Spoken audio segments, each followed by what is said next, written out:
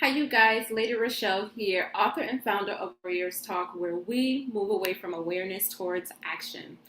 It is day 11 of the 31 days of breast cancer awareness facts in recognition of Breast Cancer Awareness Month. And I have been giving you facts for the last 10 days. So today is day 11. And I'm just going to ask that you please like and share this show out with someone who may need this information. I guarantee you that this information will make a difference in someone's life. So just share it out with someone that you love so that they can get this valuable information. So we are on our 31 days of breast cancer awareness facts, day 11, and our fact for today is talking about African American women and breast cancer. So we know that breast cancer affects all races, but we're going to talk about African American women tonight. And I'm hoping that my video does not, it's not skipping or it's not blurry or anything like that. So if you can't hear me or if it's skipping, can you just please let me know so that I can start over? So breast cancer actually affects women. It's like the second leading cause of death, right, in America. But it's the highest cancer when it comes to women. It's actually the leading cancer when it comes to women, cancer-related deaths. So many of us know individuals who have been through a cancer diagnosis who have survived, and many of us know women who have not survived cancer. So it is the leading cause of cancer-causing related deaths. African American women have a 31% breast cancer mortality rate. So for some reason, African American women have the highest rate of mortality rate among any racial or ethnic group. I'm not, it's like, what are we doing wrong? What's going on with us, in our lives that, we have this high mortality rate. When we get breast cancer, for some reason, we tend to die. Not that we don't want to live, not that we're not fighting hard, but for some reason, when we get breast cancer, we tend to die. So young African American women in particular are more likely to have the triple negative subtype, which is more aggressive. And it leads to, again, a high mortality rate. Among women 45, so if you're younger than 45, the breast cancer incidence are higher for some reason with African American women than in any other race. So it's not that oh, we're getting diagnosed more. No, we're not. But our mortality rate for some reason is higher. So over the past 20 years, despite the universal drop in the mortality rate, we have seen a rise in incidence of breast cancer among African American women. And so I'm focusing on these stats because the stats are important and the stats do not lie. African American women, when it comes to breast cancer, for some reason, it seems like we are not winning. But you know what? We can change all of that. We don't have to take this lying down. So it says it was a drop in the mortality rate, but we wasn't in that drop, or our numbers wasn't a significant number.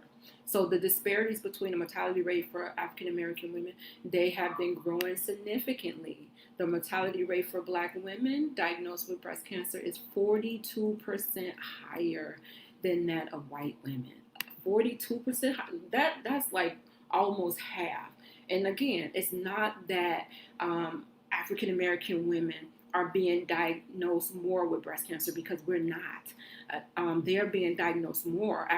Caucasian women are being diagnosed more, but when it comes to the mortality rate, we are dying at a 42% rate, which is, and to blame on that, which would be the triple negative breast cancer, which most women of African descent get. And when we get this type of breast cancer, it is more aggressive, and we tend to lose our battle with it. So here are some things that you can do and some products that you can watch out for as you are on your journey in this thing called life. These products are marketed to Black women, yet they contain some harsh ingredients. We like to look good. We want to look good. Representation is everything, but not at the rate to where, it's going to cause us to have cancer. We don't want that, right? So one of the things is skin lighteners. So skin lighteners are sold in ethnic markets and then they're sent to the US, and they are a concern because they contain mercury, and they also cause other health problems such as the nervous system, the reproductive system, the immune and respiratory toxicity. So these products, although they supposed to be, lightening, like if we have acne or dark spots that we want removed, they have this ingredient in it called hydroquinone, and it has this endocrine receptors where it's blocking things that the natural body is supposed to do, and for some reason these products are not allowing the body to function like it should. So another thing is nail polish products, and we all, we love to get our nails done. We love going to the salon to, make sure we're looking good. It's all part of our grooming, right? Well, we already know, we know when we in there and we're smelling that stuff that something's wrong. It can't be, something can't be right with these products, just in the way that it smells. So acrylic nail treatments are of concern because it's for the people who are giving it and for the people who are receiving it. So it's not just, the people who are receiving it, but they do say that women of color, we make up a good percentage of these nail technicians that are working in these nail shops. And we know that the chemicals that they're using to do our nails it's not healthy. It contains formaldehyde, and so we already know that it's not healthy. But we want to look good, we want to go get our nails done, and so instead of maybe going to get your nails done, maybe you can purchase the nails that you can just glue on your fingers versus allowing them to put those chemicals on. And then that way, you don't have to be sitting in the shop smelling those chemicals, putting yourself at risk. So nail products is going to get your nails done. That's one thing that you can do to kind of decrease your chances of getting a cancer diagnosis because of the chemicals that it has in those products.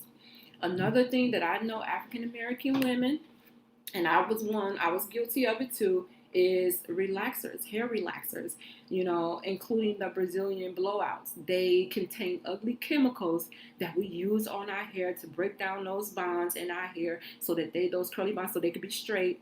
But they're damaging to our bodies. They're damaging to our immune system. They're damaging to our endocrine system that is supposed to be doing its thing, but we are putting these chemicals in our bodies, and it's causing us all of these issues. And we wonder, we go to the doctor, and we wonder why we have all these issues. Mylea said doing your nails at home is cost efficient and it's healthier for you. I learned something today. It's healthier for you. And I have to say that during this pandemic, I have been going to Walgreens and just or the beauty supply and just buying the little press-on nails and just gluing them on. And when I'm ready to take them off, I take them off. I file my nails and I just let my nails breathe. But when you have the acrylic on there, you're not taking that off every week or every other week. No, you're going to get it filled, and you're going to get it filled. You're sitting there. So if you're going maybe every 2 weeks, every 3 weeks, then you are encountering those products, those harmful products that may be messing with your chances of being fertile, messing with your immune system. You're sitting there being compromised. And I'm not saying, sometimes I go get my nails done on a special occasion. It may be once every 6 months or something like that, but you just think about the different products that you're using, that we are using or putting inside of our body, or that's penetrating inside of, our skin. And we wonder why we have all of these issues, migraine, headaches, we have these rashes and we don't know where it came from, just different products that these ingredients that they use are not good for our body or our endocrine system. So relaxers is one of them. And I know some people will say, girl, I got to wear my hair straight. Well, you know what? I want to say thank God for cancer, because if I didn't have cancer, my hair would be straight right now. But because of my cancer journey, I decided to allow my hair to stay straight. And you see, it's straight, it's curly. Well, it's curly. I allow my hair to stay curly, not straight. So instead of putting those chemicals in my hair, I decided to allow my hair to just do its natural thing. And to each its own. So whatever you decide is totally up to you. But it says that post-relaxing treatment require neutralizing shampoos and conditioner to be used and often contains chemical like formaldehyde, releasing preservatives, endocrine disruptors. Your endocrine system is supposed to function as it should, and carcinogens, which is cancer. So relaxers are really not good for our hair, especially if you're going every 6 to 8 weeks to get them done. Like if you're going once or twice a year, okay, then you're not, putting those chemicals in your hair like on a consistent basis. So just think about, what you're putting in your hair, or what you're putting on your nails, or what you're putting on your skin. Another thing that African American women can do that can decrease their chances of getting cancer is to pay attention to the fragrances that you purchase, right? According to Procter and Gamble, they said that African American women make up purchases about 22.5% of their purchases in fragrances. We want to smell good, so we're gonna go get, we're gonna go get our perfume. But those particular fragrances have things in it that are poisonous for our bodies. And again, that formaldehyde. And we're wondering why we're having all of these issues when it comes to, our reproductive system, our immune system. We're like, what's going on? I'm having these thyroid issues. We're having all of these issues, but we don't know why. So, the products that you're using, try to use products that are more natural for your skin or for your body, that you put in your body. Anything that's natural based. A lot of people are making their own products. They're making their own, like shea butter. They're wearing their hair natural. They're making their own perfumes or oils. You can make your own lipstick or lip gloss. Like, people are making their own products, so you know what's going in there. You know that it's healthy, and you don't mind using it. When you purchase these products from these different companies, they put so many different chemicals in there to make it last, to make the smell last, and to preserve it, that by the time it gets to you, it's lethal and deadly. But we still use it, and it doesn't, cancer doesn't happen overnight. So it's not going to be, building overnight. No, it's not. It's not going to build in one night. But cancer builds over time. Over time, it's destroying those cells. It's stopping those cells from reproducing. Instead, it's just multiplying, instead of going through the normal cell life, of dying off. Those cells are not dying off. So if you keep feeding the cells with the hair relaxers, the nail polish, the fragrance, the chemicals from them, then you're feeding it to continue to grow or to start growing. So some other things, I got my sources for this. I'm going to say that I made this up because I didn't. But I went to Breast Cancer's Prevention Partners, and these are some of the things that they had on their website that talked about African American and some things that we can do that would decrease our chances of getting breast cancer, and also to lower that mortality rate. So, you can stop putting, things to remove those marks off of your face, or look for something that's more natural. Get your nails done, do them yourself at home, make your own perfumes or oils. There's things that we can do, just don't be lazy about it. Just take the time out to invest in yourself. You can also learn your family history. I talk about this all the time. Learning your family history will help you know where you stand as it relates to cancer, so that you can, and the purpose of this is so that when you go to the doctor, you can have conversations and say, hey, my mom had breast cancer at the age of 43. What should I be doing? And the doctor would say, okay, let's, right now, let's not worry about it. Let's come up with a plan. Or, just make sure, when you get your annual, that you're getting your clinical exam and you're being breast self-aware, right? It's all about being breast self-aware, knowing your body and knowing when changes take place, right? So learn your family history so that you'll know, your risk and what you need to do. Another thing you can do is understand genetic counseling and testing.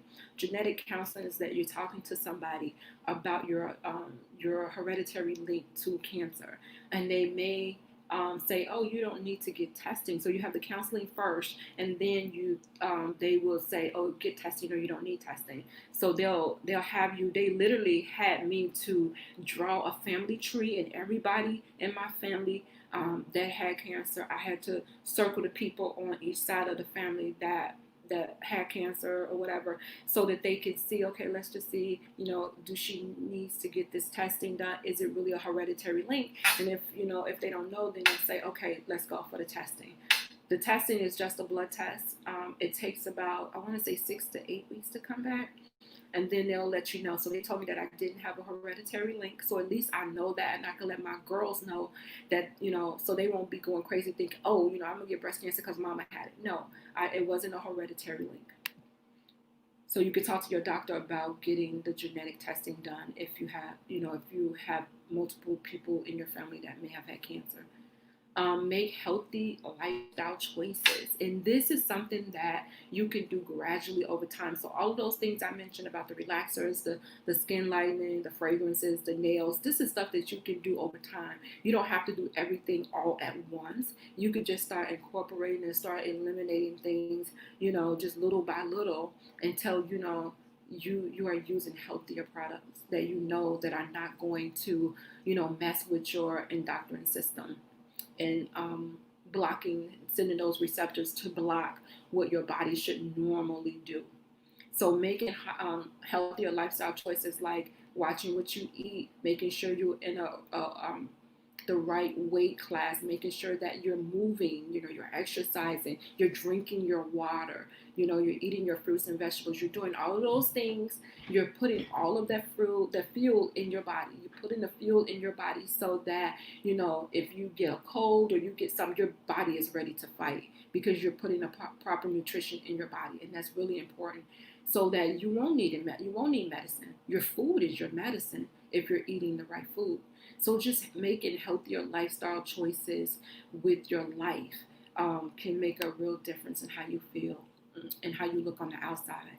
I learned that 4 out of 5 African American women are overweight or obese. And I know for us it looks like the norm because the majority of us are overweight, but it's not. So we need to start taking control over our weight, taking control over, okay, how much do I weigh? What's my right weight for my height?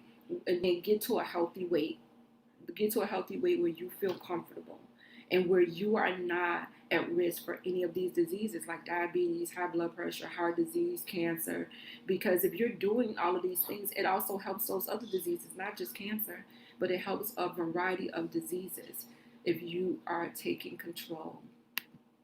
So what is your takeaway from African American women and breast cancer? Well, one of the things should be that for some reason we are at a high rate when it comes to mortality for breast cancer than any other racial ethnic group. But there are things that we can do, things that we can eliminate, things that we can incorporate into our lives and into our diet daily that would help decrease our risk of breast cancer. So remember to turn your awareness into action. This is Lady Rochelle, author and founder of Warriors Talk, where we are changing lives one warrior